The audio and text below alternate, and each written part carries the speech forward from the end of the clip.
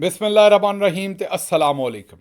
13 ਅਪ੍ਰੈਲ ਪਾਕਿਸਤਾਨ ਦੇ ਵਿੱਚ ਇਤਵਾਰ ਦੀ ਦੁਪਹਿਰ ਤੇ ਅੱਜ ਦੇ ਪੰਜਾਬੀ ਵੀਲੌਗ 'ਚ ਚੜ੍ਹਦੇ ਤੇ ਲਹਿੰਦੇ ਪੰਜਾਬ ਦੇ ਸੱਜਣਾ ਤੇ ਮਿੱਤਰਾਂ, ਭੈਣਾਂ ਤੇ ਭਰਾਵਾਂ, ਮਾਵਾਂ ਤੇ ਬਜ਼ੁਰਗਾਂ ਨੂੰ ਜੀ ਆਇਆਂ ਨੂੰ। ਸਭ ਤੋਂ ਪਹਿਲੀ ਖਬਰ ਜਿੱਤੇ ਅਸੀਂ ਚਾਨਣ ਪਾਉਣਾ ਹੈ ਉਹ ਸਰਵਿਸਿਜ਼ ਹਸਪਤਾਲ ਤੋਂ ਹੈ। ਤੁਸੀਂ ਸੋਚੋਗੇ ਬਾਜੀ ਦੇ ਬਾਰੇ ਹੈ, ਕਿਉਂਕਿ ਬਾਜੀ 2 ਦਿਨ ਪਹਿਲਾਂ ਉੱਥੇ ਗਈ ਸੀ। ਤੁਹਾਨੂੰ ਪਤਾ ਨਾ ਕਿ ਬਾਜੀ ਇਸ ਵੇਲੇ ਤੇ ਆਪਣੇ ਅੱਬਾ ਜੀ ਦੇ ਫੁੱਫੀ ਦੇ ਪੁੱਤ ਭਰਾ ਲੁਕਾਸ਼ੈਂਕੋ ਸਾਹਿਬ ਦੇ ਮੁਲਕ ਗਏ ਹੋਏ ਸਨ, ਅਤੇ ਉੱਥੋਂ ਹੁਣ ਇਸ ਵੇਲੇ ਤੁਰਕੀ 'ਚ ਫਿਰ ਰਹੇ ਨੇ। ਅਤੇ ਉੱਥੇ ਅਰਦੋਗਾਨ ਸਾਹਿਬ ਅਤੇ ਉਹਨਾਂ ਦੀ ਘਰ ਵਾਲੀ ਜਿਹੜੀ ਇਹਨਾਂ ਦੇ ਹੱਥੇ ਚੜ੍ਹ ਗਏ, ਅਤੇ ਨਾ ਇਹਨਾਂ ਨੇ ਫਿਰ ਅਰਦੋਗਾਨ ਸਾਹਿਬ ਨੂੰ ਛੱਡਿਆ। ਇਹ ਵੀ ਉਹਨਾਂ ਦੇ ਤਾਇਆ ਚਾਚਾ ਹੀ ਲੱਗਦੇ ਨੇ। ਮੇਰਾ ਮਤਲਬ ਸਾਰਿਆਂ ਨੂੰ ਤਾਇਆ ਚਾਚਾ ਐਵੇਂ ਹੀ ਬਣਾ ਲੈਂਦੀ ਬਾਜੀ ਤੁਰੀ ਜਾਂਦੀ। ਤੁਹਾਨੂੰ ਪਤਾ ਹੈ ਪਹਿਲਾਂ ਉਹ UAE ਦੇ ਜਿਹੜੇ ਸਦਰ ਆਏ ਸਨ ਉਹਨਾਂ ਨੂੰ ਨਹੀਂ ਸੀ ਛੱਡਣ ਡਈ ਬਾਜੀ ਸਾਡੀ। ਅਤੇ ਹੁਣ ਅਰਦੋਗਾਨ ਸਾਹਿਬ ਦੀ ਘਰ ਵਾਲੀ ਪਹਿਲਾਂ ਤਾਂ ਆ ਗਈ, ਅਤੇ ਬਾਜੀ ਨੇ ਬਸ ਹੱਥ ਫਿਰ ਇੰਝ ਹੀ ਪਾਇਆ ਵੀ ਜਿਵੇਂ ਪਲਾਸ ਪਾ ਲਈਦਾ। ਮੇਰਾ ਮਤਲਬ ਹੈ ਕਿ ਇੰਝ ਹੀ ਲੱਗਾ ਵੀ ਬਾਜੀ ਨੇ ਕਿਤੇ ਐਲਫੀ ਹੱਥ 'ਤੇ ਲਾ ਕੇ ਤੇ ਹੱਥ ਮਿਲਾਇਆ, ਹੱਥ ਜੁੜ ਗਿਆ। ਫਿਰ ਬੜਾ ਛੜਾਇਆ ਉਹਨਾਂ ਨੇ ਫਸਟ ਲੇਡੀ ਸਾਹਿਬਾਂ ਨੇ, ਲੇਕਿਨ ਬਾਜੀ ਨੇ ਕਿਹਾ ਵੀ ਨਹੀਂ, ਘੁੱਟ ਕੇ ਇੱਕ ਵਾਰ ਮੈਂ ਜਿਹੜਾ ਹੱਥ ਫੜ ਲਿਆ ਹੁਣ ਨਹੀਂ ਛੱਡਣਾ। ਬਸ ਫਿਰ ਬਾਜੀ ਦੇ ਫੋਟੋਗ੍ਰਾਫਰ 360 ਐਂਗਲ ਤੋਂ ਘੁੰਮ ਤਸਵੀਰਾਂ ਖਿੱਚ ਭਾਵੇ ਹੋ ਗਏ। ਹੁਣ ਉਹ ਬਾਜੀ ਨੇ ਉਹਨਾਂ ਨੂੰ ਸਿਗਨਲ ਹੀ ਦਿੱਤਾ ਵੀ ਜਦੋਂ ਤੱਕ ਮੈਂ ਹੱਥ ਫੜਿਆ ਤੁਸੀਂ ਤਸਵੀਰਾਂ ਖਿੱਚਣੋਂ ਨਹੀਂ ਹਟਣੀਆਂ।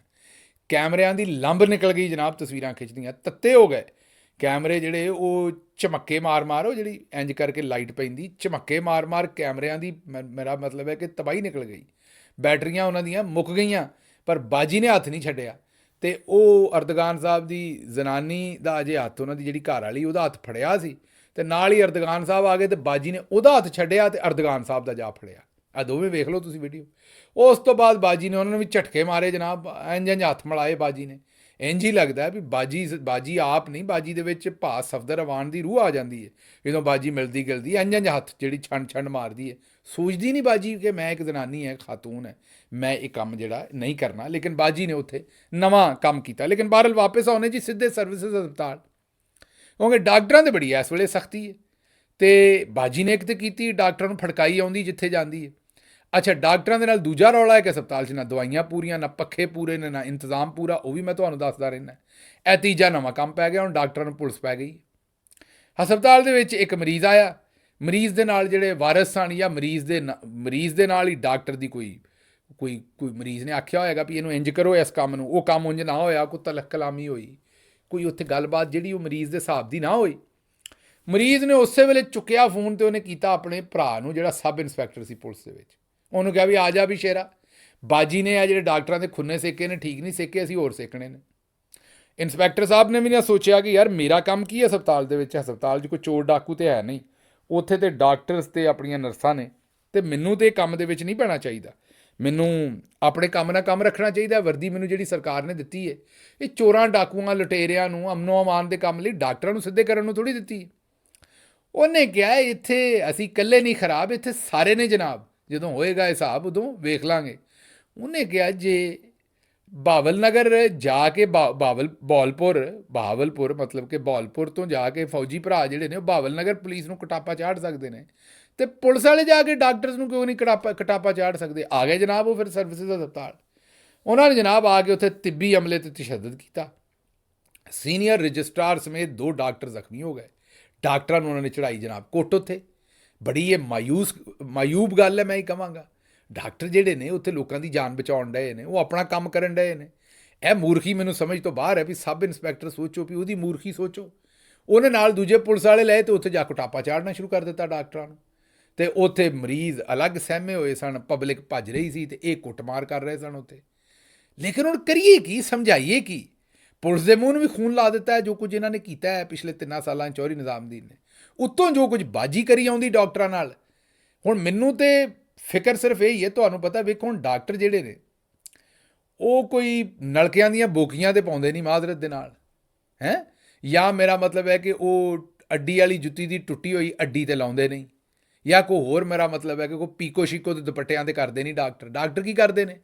ਡਾਕਟਰ ਕੋਈ ਤੁਹਾਡੇ ਦਿਲ ਦਾ ਇਲਾਜ ਕਰਦਾ, ਉਹਦਾ ਆਪਰੇਸ਼ਨ ਕਰਦਾ ਹੈ, ਸਮਝਦੇ ਹੋ ਨਾ, ਕੋਈ ਤੁਹਾਡੀ ਸਰਜਰੀ ਕਰਦਾ ਹੈ, ਕੋਈ ਕਿਸੇ ਬੰਦੇ ਨੂੰ ਹਾਰਟ ਅਟੈਕ ਹੋਇਆ ਉਹਨੂੰ ਡੀਲ ਕਰਦਾ ਹੈ, ਕਿਸੇ ਬੰਦੇ ਨੂੰ ਬ੍ਰੇਨ ਹੈਮਰੇਜ ਹੋਇਆ ਉਹਨੂੰ ਡੀਲ ਕਰਦਾ ਹੈ।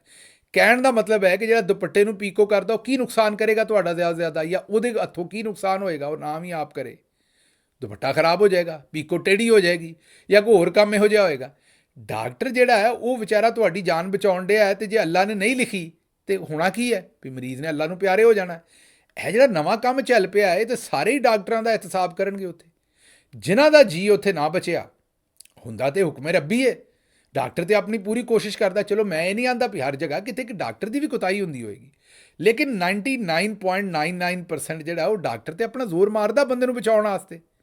ਹੁਣ ਜੇ ਬੰਦਾ ਉੱਥੇ ਨਾ ਬਚੇ ਤੇ ਇਹ ਜਿਹੜਾ ਹੈ ਪ੍ਰੈਸੀਡੈਂਟ ਸੈੱਟ ਕਰਨ ਡਈ ਹੈ ਮਰੀਮ ਨਵਾਜ਼ ਬਾਜੀ ਸਾਡੀ, ਔਰ ਨਾਲ ਪੁਲਿਸ ਇਹ ਕੁੱਟਣ ਮਾਰਨ ਵਾਲੀ ਡਾਕਟਰਾਂ ਨੂੰ, ਇਹ ਫਿਰ ਮਰੀਜ਼ ਤੇ ਉੱਥੇ ਮੌਕੇ 'ਤੇ ਹੀ ਫੈਸਲਾ ਕਰਿਆ ਕਰਨਗੇ ਡਾਕਟਰਾਂ ਨੂੰ। ਹੁਣ ਦੱਸੋ ਵੀ ਡਾਕਟਰ ਅਗਰ ਇਸ ਖੌਫ ਦੇ ਵਿੱਚ ਇਲਾਜ ਕਰਨਗੇ ਵੀ ਯਾਰ ਇਹ ਬੰਦੇ ਦੀ ਜ਼ਿੰਦਗੀ ਨੂੰ ਕੁਝ ਹੋ ਗਿਆ ਤੇ ਮੇਰੇ ਨਾਲ ਕੀ ਬਣੇਗਾ, ਤੇ ਫਿਰ ਤੁਸੀਂ ਆਪੇ ਸੋਚ ਲਓ ਹਸਪਤਾਲਾਂ ਦੇ ਵਿੱਚ ਕੀ ਹੋਏਗਾ। ਇਸ ਤੋਂ ਵੱਡੀ ਬੇਸ਼ਰਮੀ ਕੋਈ ਨਹੀਂ ਕਿ ਅਸੀਂ ਉੱਥੇ ਹਸਪਤਾਲਾਂ ਜਾ ਕੇ ਇਹ ਸਲੂਕ ਕਰਨਾ ਸ਼ੁਰੂ ਕੀਤਾ। ਇਹ ਬਿਲਕੁਲ ਬੜੀ ਵੱਡੀ ਬੇਸ਼ਰਮੀ, ਬਲਕਿ ਮਾਜ਼ਰਤ ਹੈ ਮੈਨੂੰ ਲਫ਼ਜ਼ ਇਸਤੇਮਾਲ ਕਰਨ ਦਿਓ, ਬਗੈਰਤੀ ਹੈ।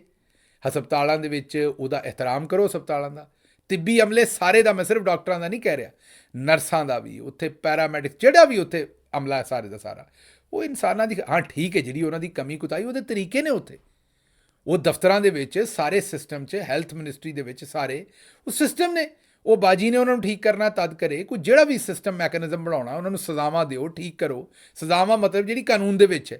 ਇਹ ਤਾਂ ਕੋਈ ਕੰਮ ਨਹੀਂ ਜਿਹੜਾ ਤੁਸੀਂ ਸ਼ੁਰੂ ਕਰ ਲਿਆ। ਅੱਛਾ ਜੀ, ਅਗਲੀ ਖਬਰ ਜਿਹੜੀ ਹੈ ਉਹ ਮੇਰੀ ਖਬਰ ਕੋਈ ਨਹੀਂ, ਮੈਂ ਸਿਰਫ ਤੁਹਾਨੂੰ ਪੜ੍ਹ ਕੇ ਸੁਣਾਉਣੀ, ਕਿਉਂਕਿ ਪਾਰਟੀ ਦੇ ਅੰਦਰ ਨਾਲ ਰਿਲੇਟਡ ਇਹ ਮਾਮਲਾ ਹੈ, ਪਾਰਟੀ ਲੀਡਰਸ਼ਿਪ ਨਾਲ, ਅਤੇ ਮੇਰਾ ਫਿਰ ਉਹ ਮੇਰੇ ਤੋਂ ਪਹਿਲਾਂ ਹੀ ਮਗਰ ਪਏ ਰਹਿੰਦੇ ਨੇ ਸਾਰੇ, ਅਤੇ ਮੈਂ ਕੋਈ ਹੋਰ ਗੱਲ ਕਰਾਂ ਤਾਂ ਫਿਰ ਹੋਰ ਟਾਊਟ ਜਿਹੜੇ ਮਗਰ ਪੈ ਜਾਂਦੇ ਨੇ, ਅਤੇ ਇਸ ਲਈ ਮੈਂ ਸਿਰਫ ਪੜ੍ਹ ਕੇ ਸੁਣਾਵਾਂਗਾ। PTI ਦਾ ਜਿਹੜੇ ਰਹਿਨੁਮਾ ਗ੍ਰਿਫਤਾਰ ਨਹੀਂ ਹੈਗੇ, ਇਹਨਾਂ 'ਚੋਂ ਬਹੁਤ ਵੱਡੀ ਤਾਦਾਦ ਕੰਪਰੋਮਾਈਜ਼ਡ ਹੈ। ਇਹ ਆਖਣਾ ਹੈ ਜਨਾਬ ਹਾਮਦ ਮੀਰ ਸਾਹਿਬ ਦਾ। ਉਹਨਾਂ ਨੇ ਕਿਹਾ ਹੈ ਕਿ ਇਹ ਇੱਕ ਤਰ੍ਹਾਂ ਦਾ ਫਾਰਵਰਡ ਬਲਾਕ ਹੈ, ਲੇਕਿਨ ਇਹ ਐਲਾਨ ਨਹੀਂ ਕਰਦੇ ਕਿਉਂਕਿ ਇਹਨਾਂ ਨੂੰ ਪਤਾ ਹੈ ਕਿ ਜਿੱਦਣ ਇਹਨਾਂ ਅਨਾਊਂਸ ਕਰ ਦਿੱਤਾ ਫਾਰਵਰਡ ਬਲਾਕ, ਤੇ ਇਹਨਾਂ ਦੇ ਪੱਲੇ ਕੁਛ ਨਹੀਂ ਰਹਿ ਜਾਣਾ, ਇਹਨਾਂ ਖਤਮ ਹੋ ਜਾਣਾ, ਕਿਉਂਕਿ ਪਬਲਿਕ ਸਿਰਫ ਇਮਰਾਨ ਖਾਨ ਨਾਲ ਖਲੋਤੀ ਹੈ, ਔਰ ਪਬਲਿਕ ਇਹਨਾਂ ਦੇ ਨਾਲ ਵੀ ਇਸ ਤੋਂ ਖਲੋਤੀ ਕਿ ਇਹ ਇਮਰਾਨ ਖਾਨ ਨਾਲ ਖਲੋਤੇ ਨੇ। ਜਿੱਦਣ ਪਬਲਿਕ ਨੂੰ ਪਤਾ ਲੱਗ ਗਿਆ ਫਾਰਵਰਡ ਬਲਾਕ ਨੇ, ਪਬਲਿਕ ਨੇ ਇਹਨਾਂ ਨੂੰ ਛੱਡ ਕੇ ਪਰਾਂ ਹੋ ਜਾਣਾ। ਉਹਨਾਂ ਕਿਹਾ ਬਜ਼ਾਹਰ ਉੱਤੋਂ ਲੱਗਦਾ ਰਿਹਾ ਕਿ ਇਮਰਾਨ ਖਾਨ ਦੇ ਨਾਲ ਨੇ, ਪਰ ਇਹ ਅੰਦਰੋਂ ਇਮਰਾਨ ਖਾਨ ਦੇ ਨਾਲ ਨਹੀਂ।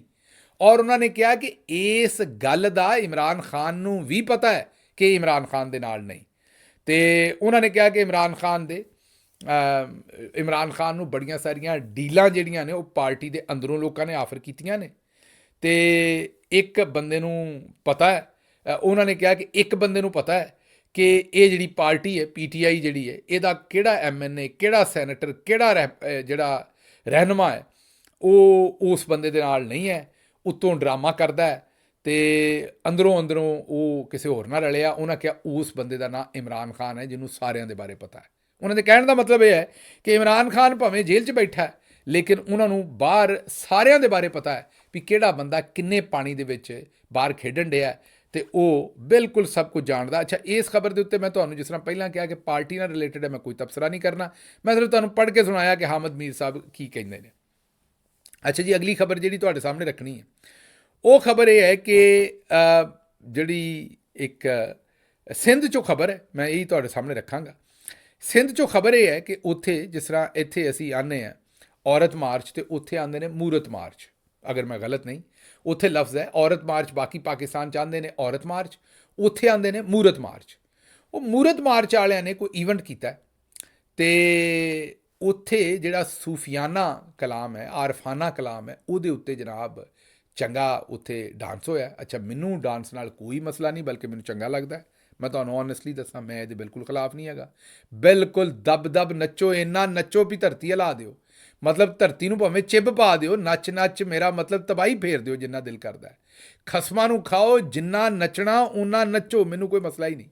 ਪਰ ਯਾਰ ਕੋ ਖੁਦਾ ਦਾ ਨਾਂ ਹੈ, ਆਰਫਾਨਾ ਕਲਾਮ ਨੂੰ ਬਖਸ਼ ਦਿਓ, ਇਹ ਸੂਫੀਆ ਕਲਾਮ ਦੇ ਕਲਾਮ ਨੂੰ ਜਿਹੜਾ ਬਖਸ਼ ਦਿਓ। ਹੁਸੈਨੀ ਲਾਲ ਕਲੰਦਰ ਅਤੇ ਹਜ਼ਰਤ ਅਲੀ ਰਜ਼ੀ ਅੱਲਾ ਅਨਹਾ, ਉਹਨਾਂ ਦਾ ਨਾਂ, ਮੇਰਾ ਮਤਲਬ ਥੋੜ੍ਹਾ ਜਿਹਾ ਕੋਈ ਖਿਆਲ ਕਰੋ, ਕੋਈ ਥੋੜ੍ਹਾ ਜਿਹਾ ਖਿਆਲ ਕਰੋ, ਕੋਈ ਥੋੜ੍ਹਾ ਅਦਬੋ ਅਦਾਬ ਵੀ, ਮੇਰਾ ਮਤਲਬ ਇਸ ਕਲਾਮ ਦਾ ਹੀ ਥੋੜ੍ਹਾ ਜਿਹਾ ਇਹਤਰਾਮ ਕਰ ਲਓ। ਅਤੇ ਮੈਂ ਦੁਬਾਰਾ ਜਨਾਬ ਇਹ ਮੇਰੇ ਹੁਣ ਮਗਰ ਲਾਠੀ ਨਾਲ ਲੈ ਲੈਣਾ ਲਿਬਰਲ ਬ੍ਰਿਗੇਡ ਅਤੇ ਔਰਤ ਕਾਰਡ ਅਤੇ ਦੂਜੇ ਪਿਆਜ। ਮੈਂ ਆਨਾ ਵੀ ਜਿੰਨਾ ਨੱਚਣਾ ਉਹਨਾਂ ਨੱਚੋ, ਨੱਚ ਮੈਂ ਆਨਾ ਧਰਤੀ ਹਿਲਾ ਦਿਓ, ਤਬਾਹੀ ਕਰ ਦਿਓ ਧਰਤੀ ਨੂੰ। ਮੈਂ ਜਿਵੇਂ ਆਖਿਆ ਵੀ ਚਿੱਬ ਪਾ ਦਿਓ ਭਾਵੇਂ ਨੱਚ ਕੇ, ਅਤੇ ਇਹ ਮੈਨੂੰ ਕੋਈ ਇਹਦਾ ਰੌਲਾ ਨਹੀਂ ਹੈ, ਲੇਕਿਨ ਇਹ ਥੋੜ੍ਹਾ ਜਿਹਾ ਜਿਹੜਾ ਅਸੀਂ ਤੁਹਾਨੂੰ ਵਿਖਾਈ ਹੈ, ਥੋੜ੍ਹਾ ਜਿਹਾ ਮਿਹਰਬਾਨੀ ਕਰੋ। ਮੈਂ ਗੁਜ਼ਾਰਿਸ਼ ਹੀ ਕਰਾਂਗਾ ਤੁਹਾਡੇ ਕੋਲੋਂ, ਤਨਕੀਦ ਨਹੀਂ ਕਰਦਾ ਜਨਾਬ, ਕਿਉਂਕਿ ਤੁਸੀਂ ਕਾਰਡ ਕੱਢ ਲੈਂਦੇ ਹੋ। ਉਹ ਜਿਵੇਂ ਤੁਸੀਂ ਦੇਖਿਆ ਨਾ ਫੁੱਟਬਾਲ ਦੇ ਮੈਚ ਦੇ ਵਿੱਚ ਪਹਿਲਾਂ ਸੀਟੀ ਮਾਰਦਾ ਅੰਪਾਇਰ, ਅਤੇ ਨਾਲ ਹੀ ਜਨਾਬ ਰੈੱਡ ਕਾਰਡ ਅਤੇ ਯੈਲੋ ਅਤੇ ਉਹ ਸਾਰੇ, ਅਤੇ ਫਿਰ ਰੈੱਡ ਕਾਰਡ ਵਿਖਾਉਂਦਾ ਮੈਚ ਤੋਂ ਬਾਹਰ। ਇਹ ਜਨਾਬ ਜਿਹੜੀਆਂ ਬਾਜੀਆਂ ਨੇ, ਇਹ ਆਸਮਾ ਸ਼ਰਾਜ਼ੀ ਵਰਗੀਆਂ, ਇਹ ਜਨਾਬ ਸੀਟੀ ਵੀ ਨਹੀਂ ਮਾਰਦੀਆਂ, ਇਹ ਮੈਨੂੰ ਉਂਝ ਹੀ ਰੈੱਡ ਕਾਰਡ ਦਿਖਾ ਦਿੰਦੀਆਂ ਨੇ ਕੱਢ ਕੇ ਵੀ ਚੱਲ ਬਈ ਤੂੰ ਬਾਹਰ। ਅਤੇ ਇਸ ਲਈ ਮੈਂ ਰੈੱਡ ਕਾਰਡ ਵਾਲੀਆਂ ਤੋਂ ਬੜਾ ਡਰਦਾ ਜਨਾਬ। ਅਤੇ ਇਹ ਤਾਂ ਸਾਰਾ ਇਹਦੇ 'ਚ ਮਾਮਲਾ ਵੀ ਰੈੱਡ ਹੀ ਹੈ ਸਾਰਾ, ਤੁਸੀਂ ਵੇਖਿਆ ਇਸ ਵੀਡੀਓ ਦੇ ਵਿੱਚ। ਅਤੇ ਬਾਜੀਓ ਨੱਚੋ ਜਿੰਨਾ ਨੱਚਣਾ ਮੇਰੀ ਉਹ ਬਾਜੀਓ, ਲੇਕਿਨ ਥੋੜ੍ਹਾ ਜਿਹਾ ਮਿਹਰਬਾਨੀ ਕਰਕੇ ਆਰਫਾਨਾ ਕਲਾਮ ਨੂੰ ਬਖਸ਼ ਦਿਓ, ਇਹ ਸੂਫੀਆ ਕਲਾਮ ਨੂੰ ਬਖਸ਼ ਦਿਓ। ਬਾਕੀ ਜੋ ਦਿਲ ਕਰਦਾ ਕਰੋ, ਤੁਹਾਡੀ ਮਰਜ਼ੀ ਹੈ। ਅੱਛਾ ਜੀ, ਅਗਲੀ ਖਬਰ ਜਿਹੜੀ ਤੁਹਾਡੇ ਸਾਹਮਣੇ ਰੱਖਣੀ ਹੈ, ਉਹ ਖਬਰ ਇਹ ਹੈ ਕਿ ਜਿਹੜੀ ਇਸ ਵੇਲੇ ਸਾਰੀ ਸੂਰਤ ਹਾਲ ਜਿਹੜੀ ਪਾਕਿਸਤਾਨ ਦੀ ਚੱਲ ਰਹੀ ਹੈ, ਉਹਦੇ ਵਿੱਚ ਲਾਹੌਰ ਦੇ ਵਿੱਚ ਬਾਜੀ ਜਿੱਥੇ ਬੜੇ ਬੜੇ ਵੱਡੇ ਐਲਾਨ ਕਰਨ ਡਈ ਤੁਰਕੀ ਅਤੇ ਇੱਧਰ ਉੱਧਰ, ਉੱਥੇ ਜਿਹੜੇ ਇਹ ਗਟਰਾਂ ਦੇ ਢੱਕਣ ਨੇ, ਇਹ ਗਟਰਾਂ ਦੇ ਢੱਕਣ ਉਰਫੇ ਆਮ ਦੇ ਵਿੱਚ ਜਿਹੜਾ ਲਫ਼ਜ਼ ਹੈ ਉਹ ਖੁੱਲ੍ਹੇ ਨੇ, ਜਾਂ ਤਾਂ ਗਟਰਾਂ ਦੇ ਢੱਕਣ ਗੈਰ ਮਿਆਰੀ ਬਣਾਉਂਦੇ ਨੇ, ਉਹ ਟੁੱਟ ਕੇ ਵਿੱਚ ਡਿੱਗ ਪੈਂਦੇ ਨੇ, ਜਾਂ ਕਿਤੇ ਕੋਈ ਨਸ਼ਈ ਚੁੱਕ ਕੇ ਲੈ ਜਾਂਦਾ, ਜਾਂ ਕੋਈ ਹੋਰ ਮਾਮਲਾ ਹੋ ਜਾਂਦਾ। ਪਰ ਗਟਰਾਂ ਦੇ ਢੱਕਣ ਨਹੀਂ। ਔਰ ਗਟਰ ਬੜੇ ਨੀਵੇਂ ਹੁੰਦੇ ਨੇ ਬਾਜ਼ਾਰਾਂ ਦੇ, ਤੁਹਾਨੂੰ ਪਤਾ, ਕਈ 20-20 30-30 ਫੁੱਟ ਥੱਲੇ ਹੁੰਦੇ ਨੇ, ਅਤੇ ਉਹ ਬੱਚੇ ਡਿੱਗਦੇ ਨੇ ਅਤੇ ਮਰ ਜਾਂਦੇ ਨੇ। ਬੱਚਿਆਂ ਨੂੰ ਸਮਝ ਨਹੀਂ ਆਉਂਦੀ, ਤੁਰਿਆ ਜਾਂਦੇ ਉਹ ਗਟਰ 'ਚ ਡਿੱਗ ਜਾਂਦੇ ਨੇ, ਕਿਉਂਕਿ ਉਹਦੇ 'ਤੇ ਢੱਕਣ ਨਹੀਂ ਹੁੰਦਾ। ਅਤੇ ਹੁਣ ਮੁਗਲਪੁਰੇ 'ਚ 5 ਸਾਲ ਦਾ ਬੱਚਾ ਖੁੱਲ੍ਹੇ ਗਟਰ ਦੇ ਵਿੱਚ ਡਿੱਗ ਕੇ ਅਤੇ ਜਾਂ ਬਾਕ ਹੋ ਗਿਆ। ਹਕੂਮਤੀ ਦਾਅਵੇ ਜਿਹੜੇ ਨੇ, ਬਾਜੀ ਇੱਕ ਪਾਸੇ 'ਤੇ ਦਾਅਵੇ ਇਹੋ ਜਿਹੇ ਕਰਦੀ ਵੀ ਮੈਂ ਇਹਨੂੰ ਜਿਹੜਾ ਸਵਿਟਜ਼ਰਲੈਂਡ ਬਣਾ ਦਿੱਤਾ, ਅਤੇ ਉੱਥੇ ਗਟਰਾਂ ਦੇ ਜਿਹੜੇ ਢੱਕਣ ਨੇ ਉਹਨਾਂ ਦੇ ਹਾਲਾਤ ਜਿਹੜੇ ਨੇ ਉਹ ਤੁਹਾਡੇ ਸਾਰਾ ਕੁਝ ਹੀ ਸਾਹਮਣੇ। ਅੱਛਾ ਜੀ, ਭੰਗ ਦੀ ਕਾਸ਼ ਜਿਹੜੀ ਹੈ ਨਾ, ਉਹਨੂੰ ਕਾਨੂੰਨੀ ਬਣਾ ਛੱਡਿਆ ਜੇ ਖੈਬਰ ਪਖਤੂਨਖਵਾ ਦੇ ਵਿੱਚ। ਹੁਣ ਭੰਗ ਜਿਹੜੀ ਹੈ ਉਹ ਮਮਨੂਆ ਨਹੀਂ ਰਹਿ ਗਈ, ਕਾਨੂੰਨੀ ਤੌਰ 'ਤੇ ਇਜਾਜ਼ਤ ਲੈ ਕੇ ਇਸਤੇਮਾਲ, ਮਤਲਬ ਕਿ ਉਹਨੂੰ ਇਸਤੇਮਾਲ ਨਹੀਂ, ਉਹਨੂੰ ਬੀਜਿਆ ਜਾ ਸਕਦਾ। ਅੱਛਾ, ਸੋਚੋਗੇ ਉਹ ਕਿਉਂ ਬਈ, ਭੰਗ ਕੀ ਉੱਥੇ ਭੰਗ ਘੋਟਣੀ ਹੈ? ਉੱਥੇ ਮੇਰਾ ਮਤਲਬ ਕਿ ਆਪਣਾ ਤੁਹਾਨੂੰ ਪਤਾ ਹੈ ਨਾ ਵੀ ਇੱਕ ਜਿਹੜਾ ਉਹ ਕੁੰਡਾ ਹੁੰਦਾ ਹੈ ਅਤੇ ਉੱਤੇ ਘੋਟਣਾ, ਅਤੇ ਉਹਨੂੰ ਘੁੰਗਰੂ ਬੰਨੇ ਹੁੰਦੇ ਨੇ ਦਰਬਾਰਾਂ 'ਤੇ, ਅਤੇ ਫਿਰ ਜਿਸ ਵੇਲੇ ਸਰਦਾਈ ਉਹਦੇ 'ਚ ਘੋਟਦੇ ਨੇ, ਥੋੜ੍ਹੀ ਭੰਗ ਸ਼ੰਗ ਵਿੱਚ ਪਾਉਂਦੇ ਨੇ, ਅਤੇ ਉਹ ਜਨਾਬ ਛਣ ਦੀ ਆਵਾਜ਼ ਆਉਂਦੀ ਹੈ, ਅਤੇ ਉਹ ਘੁੱਟਦਾ ਹੈ ਸਾਰਾ ਕੰਮ। ਅਤੇ ਉਸ ਤੋਂ ਬਾਅਦ ਜਦੋਂ ਪਿਆਲਾ ਪੀ ਲੈਂਦਾ ਬੰਦਾ, ਅਤੇ ਇਹ ਐਲਾਨ ਮਸਤ ਦਾ ਰਾਕਟ ਕੀ ਕਰਦਾ ਹੈ ਜਨਾਬ, ਇਹਨੇ ਤੁਹਾਨੂੰ ਕਿਹੜੇ ਮਾਰਸ 'ਤੇ ਲੈ ਕੇ ਜਾਣਾ? ਬੰਦਾ ਉਸ ਵੇਲੇ ਜਿਹਨੂੰ ਆਉਂਦੇ ਨਾ ਦਸਤੀ ਫੌਰੀ, ਬੰਦਾ ਸਿੱਧਾ ਹੀ ਮਾਰਸ 'ਤੇ ਅੱਪੜ ਜਾਂਦਾ। ਅਤੇ ਇਹ ਉਹ ਕੰਮ ਵਾਸਤੇ ਨਹੀਂ ਜਨਾਬ, ਇਹ ਪੀਣ ਪੂਣ ਵਾਸਤੇ ਨਹੀਂ, ਇਹ ਦਵਾਈਆਂ 'ਚ ਤੁਹਾਨੂੰ ਪਤਾ ਭੰਗ ਦਾ ਇਸਤੇਮਾਲ ਹੁੰਦਾ ਹੈ ਪੂਰੀ ਦੁਨੀਆ ਦੇ ਵਿੱਚ। ਜ਼ਾਹਿਰ ਹੁਣ ਦਵਾਈਆਂ 'ਚ ਅਗਰ ਭੰਗ ਦਾ ਇਸਤੇਮਾਲ ਹੋਣਾ, ਪਹਿਲਾਂ ਭੰਗ ਬੀਜੋਗੇ, ਉਗਾਓਗੇ, ਅਤੇ ਫਿਰ ਹੀ ਦਵਾਈ 'ਚ ਪਾਓਗੇ ਨਾ। ਅਤੇ ਉਸ ਕੰਮ ਵਾਸਤੇ ਜਿਹੜਾ ਮੈਡੀਕਲ ਇਹਦਾ ਇਸਤੇਮਾਲ ਹੈ, ਉਹਦੇ ਵਾਸਤੇ ਭੰਗ ਦੀ ਕਾਸ਼ਤਕਾਰੀ ਦਾ ਜਨਾਬ ਉਹਨਾਂ ਨੇ ਇਹ ਇੱਕ ਫੈਸਲਾ ਕੀਤਾ, ਕਹਿ ਲਓ, ਜਾਂ ਇਹਦੀ ਇਜਾਜ਼ਤ ਦਿੱਤੀ ਹੈ ਭੰਗ ਦੀ ਕਾਸ਼ ਦੀ। ਇਹ ਇੱਕ, ਮੈਂ ਤਾਂ ਕਹਾਂਗਾ ਕਿ ਇੱਕ ਅੱਛਾ ਔਰ ਮਾਡਰਨ ਫੈਸਲਾ ਹੈ, ਮੌਸਰ ਫੈਸਲਾ ਹੈ। ਅੱਛਾ, ਅਗਲੀ ਖਬਰ ਜਿਹੜੀ ਹੈ ਉਹ ਬੜੀ ਤਕਲੀਫਦੇਹ ਹੈ ਮੇਰੇ ਵਾਸਤੇ ਵੀ, ਤੁਹਾਡੇ ਵਾਸਤੇ ਵੀ।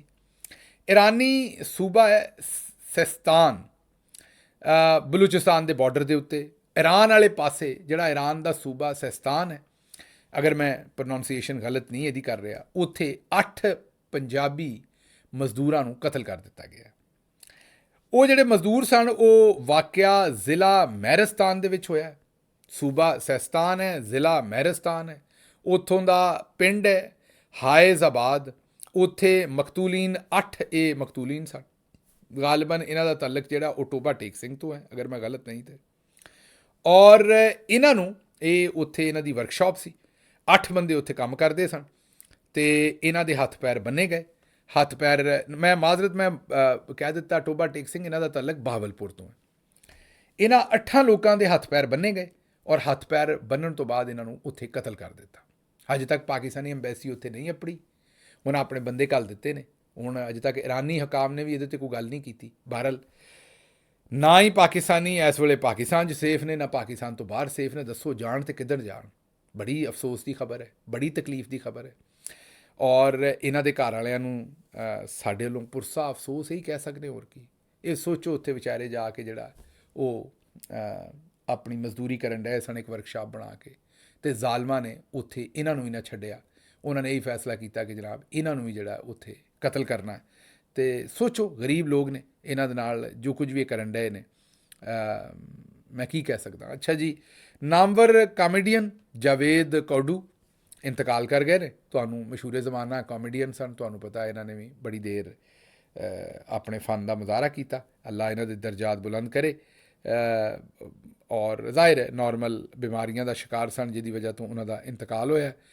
ਅੱਗੇ ਜਿਹੜੀ ਆਖਰੀ ਖਬਰ ਤੁਹਾਡੇ ਸਾਹਮਣੇ ਰੱਖਣੀ ਉਹ ਅਸਦ ਤੂਰ ਸਾਹਿਬ ਦੀ ਹੈ। ਉਹ ਆਉਂਦੇ ਨੇ ਵੀ ਇਹ ਜਿਹੜਾ ਬੈਲਾਰੂਸ ਦੇ ਵਿੱਚ ਗਿਆ ਸਾਰਾ ਟੱਬਰ, ਸ਼ਰੀਫ ਟੱਬਰ, ਉਹਦੇ 'ਚ ਸ਼ਹਿਬਾਜ਼ ਸ਼ਰੀਫ ਅਲੱਗਾ ਜੈਟ ਲੈ ਕੇ ਗਿਆ, ਅਲੱਗਾ ਜਹਾਜ਼ ਤੁਹਾਡੇ ਪੈਸਿਆਂ ਦਾ, ਮਤਲਬ ਆਵਾਮ ਨਹੀਂ, ਉਹਦੇ ਵਿੱਚ ਜ਼ਾਹਿਰ ਹੈ ਉਹਦੇ 'ਚ ਤੇਲ ਪਾਣੀ ਪਾਇਆ ਸਾਰਾ।